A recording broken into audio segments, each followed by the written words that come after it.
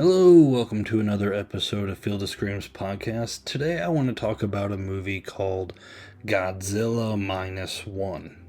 Now granted, even after seeing the movie, I still don't get the title. I don't know why it's Godzilla Minus One. If they do a continuation of this, are they going to call it Godzilla Divided by 5? I don't know. Now, I will be honest, I am not the typical die-hard Godzilla fan. I know there's like 31 movies out there of Godzilla. A friend wanted to go see this one specifically. I said, yeah, sure, why not? And I went to go see it. I looked up just a couple things about this movie, and the only two things I knew heading in is one, it was going to be in subtitles, which is no big deal. And two, it takes place in post-World War II Japan. Besides those two things, I was heading into this movie completely dark. So here were my expectations. I was thinking, okay, it's going to be a good time. I'm going to sit down, Godzilla's going to come in, and it's going to destroy a whole lot of city and buildings and lots of destruction. It's going to be a good time, and then I'm going to be out of here. Which this movie did have that, don't get me wrong, there was lots of destruction. But here's what I got that I didn't expect.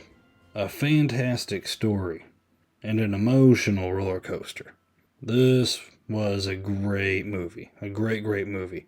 I mean, usually with this podcast I just cover horror movies. Godzilla usually isn't in the horror genre, but I mean there are some horror elements in this film. And I was like, heck, man, this is a great movie. I feel like I just need to get the word out there. Because again, I was very, very impressed with this film. If you haven't seen Godzilla Zero and you plan on seeing it, quit listening to me now because you don't need anything spoiled. And I'm about to hit some spoilers. So, again, pause it, come back, whatever. I don't want to ruin this for you. If you are on the fence about seeing this movie, just go see it. And then you can come back. Alright, now I'm going to talk about spoilers. Our main character, I think his name's pronounced Shikishima. Sorry if I got that wrong, I'm doing my best here. But the actor who played him, he did a fantastic job as this guy has the worst luck in the world. Not only is he a kamikaze pilot, he runs away from that, he fakes there's something wrong with the plane, and when he takes it to get fixed, Godzilla comes up on this island, kills everyone except one mechanic and him, and then he basically gets kicked out of the army, let go, I don't know, and he goes home, his parents are dead, the other townspeople around, they're disappointed in him, it's extremely shameful to back out of your duty in Japan. You gotta be dedicated to the cause. He was not.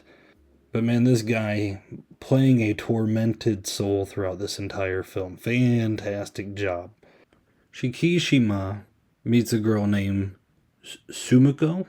And him and Sumiko take in a newborn baby who is abandoned. And they call that baby Akiko. Now, technically these three are a family, but they kind of go through this dynamic to where Shikishima wouldn't marry Tsukimo because he felt like the war was still going on. And his friends and his co-workers are like, man, you should marry her. And he's just like, no, I just don't want to. But it's because he's so burdened with abandoning his duty as a kamikaze pilot, and all of the other fellow troops or mechanics were killed. He just feels a lot of shame to that. And of course, Shikishima, he keeps running into Godzilla throughout this movie, and Godzilla is his personal burden. He wants to put Godzilla away. About midway through the movie, I kind of just start realizing, man, I really like the little family he's got going on and the group of friends. And, if this wasn't a Godzilla movie and if this was just a post-World War II movie, I would have been okay with it. It was doing great. Now, the scenes where they showed Godzilla, again, I think this movie was made on a $15 million budget. And there's some Hollywood movies that have a $150 million budget. and they can't put together a movie as good as this one was. I mean, Godzilla looked cool. He was a menace. He was evil. You know, a lot of times when you see a Godzilla movie, I mean, at least the recent ones that I saw, you know, you're kind of rooting for Godzilla. No, this one, every time Godzilla comes into the picture, you're kind of just like, oh no, what's going to happen now? And I mean, like, the heat beam that it shoots from its mouth, you know, atomic breath, whatever you want to call it, heat breath. Whenever it shoots out, like, it's really cool, the little spikes that go up its back, you know, they start to light up and they slowly just build up until finally he shoots that ray. And the first time this happens, like, he shoots that ray out and it's just kind of quiet and you're like, oh, okay, is that like all that is, you know, just that little ray? But then it's like, boom, and it is just this massive explosion. Godzilla is literally freaky in this movie. You just don't feel safe when he's there. The score in the movie was great. There wasn't a lot of things to complain about in the movie. I know they brought back the OG Godzilla theme when he was terrorizing a city. That was a good callback. I've seen some other people say that there's some scenes specifically that were callbacks to the original. Every scene with Godzilla in it is great. There's suspense. It's, again, scary in some scenes. There's little scenes where you could tell where CGI is being used. But I mean, granted, you got to keep in mind this movie is made on a $15 million budget. And it's a Godzilla movie. So, I mean, you're going to see some CGI. I mean, that's just how it's going to be. Now, before I wrap up, I do want to talk about the ending to this film. The ending, you know, these scientists, they band together and they get this plan of how they're going to stop Godzilla. They use science. They're going to drag Godzilla down into this ocean or sea, whatever it is, and use the water pressure. And then if that doesn't work, they're going to use these like floaties to bring him back up. And that pressure there should weaken him tremendously, his whole body. While they're doing this whole plan, our main character, he wants to use a plane. And he's like, I can use it to distract Godzilla. Like, you gotta let me have a plane. They find one, they give it to him. And they said it needs a mechanic, though. And he immediately wants to contact the mechanic that he was with in the beginning of the movie when Godzilla attacked the island and they were the only two left. So when he's talking to this mechanic, he finally reveals his plan. Like, he wants to load the plane up with bombs and explosives as much as possible, and he's going to drive that plane into Godzilla's mouth, doing a kamikaze attack. And in his mind, that's to kind of put to rest this whole war, all the stuff that's been haunting him. But by this point of the movie, I mean, he's got that little girl, Akiko. Sumiko was blown away in an explosion earlier in the film. So, I mean, really, all Akiko has is her dad, Shikishimo, the one who wants to drive the plane into Godzilla's mouth. Now, he does have a local lady kind of help watching Akiko. And, I mean, the soldiers fighting next to Shikishimo, they're like, you better not orphan that girl, you know, take care of yourself, don't do anything dumb. And I mean, he's just kind of laying out his desires that he wants to be the one to finish Godzilla. He fired a bomb earlier in the movie that blew a hole in Godzilla's mouth. Inside its mouth is where the weakness is. He needs to get the plane in there. So you just see this dilemma. And the way this movie unfolds in the ending, I mean, he's getting money for Akiko. He's giving it to the local lady without her really knowing. He's leaving a note. Akiko draws him a picture of him, the mom, and her. Like, it's just this big, touching moment to where it's just, like, sad. And during the final moments when this big battle's going down, like, I just have in my head, I'm like, man, if he drives this plane into Godzilla's mouth and kills himself and leaves Akiko without a dad, like, I might get emotional here. I might get embarrassed and I might walk out crying out of a Godzilla movie.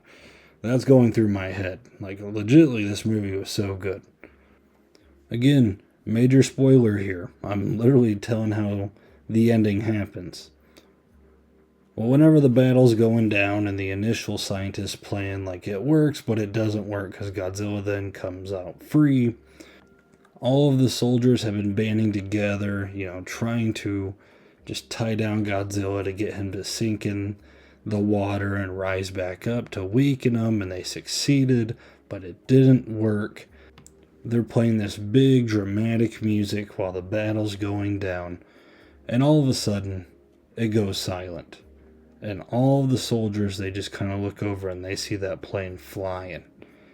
And Shikishimo, he's heading right for Godzilla, and you know where it's going. You're like, oh no, are they going to do this? Are they really going to do this? Oh no.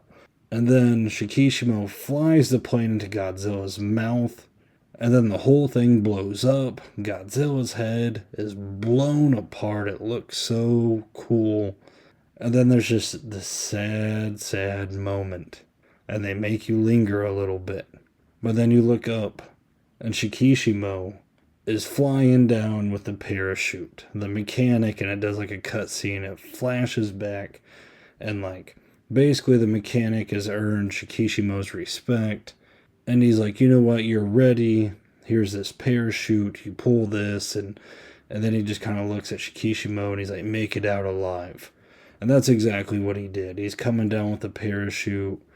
I kind of give a little fist pump while watching the movie. I usually don't do that standing up and clapping in the theater. I think it's a little silly sometimes. Like the director's going to come out of nowhere and be like, oh, thank you. No, but I was really pumped that he made it. And it shows him finally meet up with his daughter Akiko. But then he gets a note. And then I'm like, oh, where's this going to go? No, and he goes to the hospital, and they find his girl too, Tsukimo. She's alive. She has a bandage on her eye.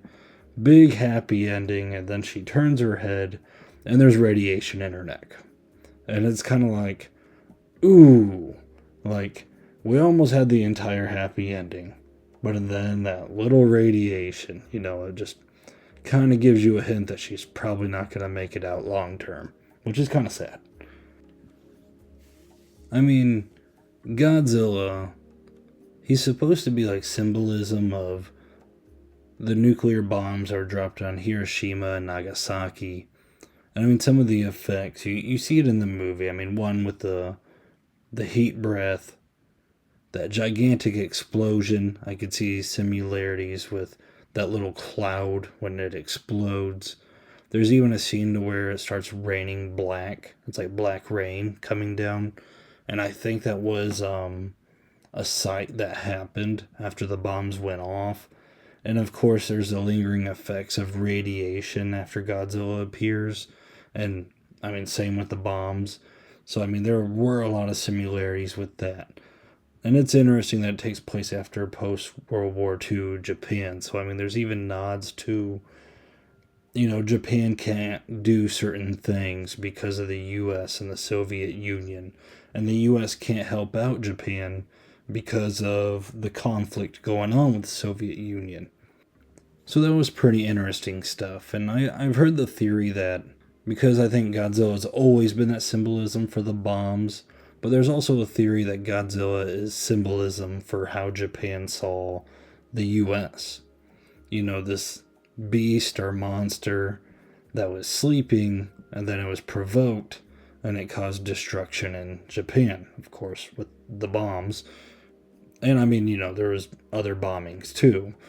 But to go along with that, I've wondered, because I was looking up different types of Godzilla movies, and I noticed it starts with Godzilla as the bad guy, and then it kind of aligns with, there's some movies where Godzilla's not the bad guy. Maybe he's an anti-hero, or maybe he's a good guy in some of the films. And maybe that does fall in line with how Japan saw the U.S. during different times while the country was going on. I don't know. Just kind of an interesting theory to tag along with Godzilla movies.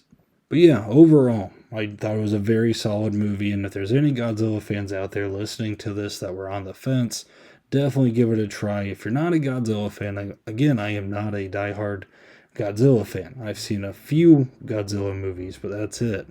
But I mean, this movie takes the cake. It was the best Godzilla movie I've seen so far. So, very impressive film. Well, that wraps up my review for Godzilla Minus One.